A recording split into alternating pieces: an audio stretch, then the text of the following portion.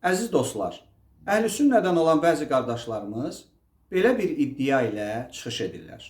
Ramazanda o namaza niyə üçün təravih edirlər? Çünki müsəlmanlar qılırlar, dincəlirlər, sonra təzədən qalxıb qılırlar. O dincəldiklərinə görə təravih adı verilir əsasən.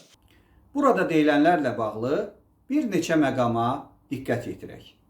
Burada iddia olunur ki, Ramazan ayının gecələrində qılınan namazlara ona görə təravih adı verilib ki, bu namazlar arasında dincəlirlər, sonra yenidən namaz qılırlar.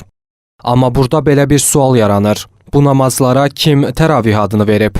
Allah yoxsa Allah Rəsulu? Cavab birmənalıdır. Nə Allah, nə də Allah Rəsulu, üstəlik nə də səhabələr Ramazan ayının gecələrində qılınan namazlara təravih adı verməyib.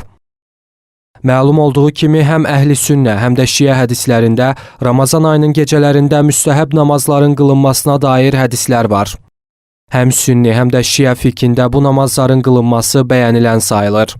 Amma bu da faktdır ki, nə Quranda, nə də sünnədə bu namazlara təravih adı verilmir və üstəlik onların xüsusi bir formada məscidlərdə cəmaatla birlikdə qılınması nəzərdə tutulmur. Amma indi mövzumuz bu namazların necə adlandırılmasıdır. Namaz Allaha ibadətdir. Əhl-i sünnə alimlərinə görə ibadətlə bağlı bütün hökmlər Quran və ya sünnədən qaynaqlanmalıdır. Əks halda bu bidət, yəni dində yeniçilik sayılar. Şahidi olduğumuz kimi Quran və sünnədə təravih namazı anlayışı yoxdur. Quran və sünnədə gəlmədiyinə görə namazdan sonra Allah qəbul eləsin, yaxud cümə günündə cümə gününüz mübarək kimi xoş sözləri, diləkləri dilə gətirməyi bidət sayan qardaşlarımız görəsən hansı əsasla Quran və sünnədə gəlməyən təravih namazlarını dilə gətirirlər?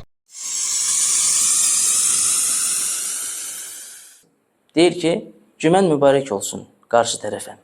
Qarşı tərəfdə ona cavab olaraq deyir ki, qardaşım, Allah Resulü sallallahu aleyhi və səlləm və onun səhabələri bu şeyi etməyiblər. Yəni cümə günü cümən mübarək olsun deməyiblər.